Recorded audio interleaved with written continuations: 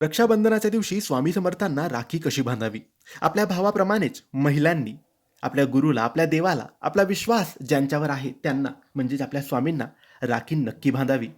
आपण भावाला जसं शुभ मुहूर्तावर राखी बांधू, तसंच स्वामींना राखी बांधावी. यावर्षी रक्षाबंधन 9 तारखेला 9 ऑगस्ट 2025 वार शनिवारच्या दिवशी आहे आणि शुभ मुहूर्त असणार आहे सकाळी 5:35 सुरू होईल ते दुपारी 1:24 हा असणार आहे. तर त्या वेळेतच तुम्ही तुमच्या भावाला राखी बांधायची आहे.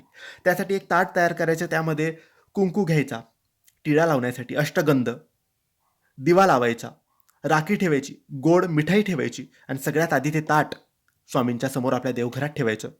सगळ्यात आधी स्वामींना राखी बांधायची. स्वामींना राखी कशी बांधायची?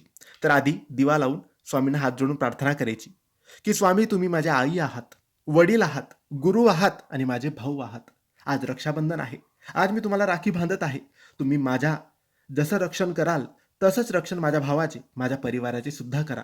आणि ही माझी राखी तुम्हाला समर्पित मी करत आहे. आणि ती राखी स्वामींच्या फोटोला बांधा किंवा मूर्तीला बांधा. बांधण्याची सोय नसेल तर राखी फक्त समोर स्वामींच्या समोर ठेवून द्या आणि त्यानंतर प्रार्थना करून, नमस्कार करून तुम्ही त्यानंतर तुमच्या भावाला राखी बांधायची आहे. पण सगळ्यात आधी स्वामींना राखी बांधा. नक्की बांधा. स्वामींना प्रार्थना करा. श्री स्वामी समर्थ.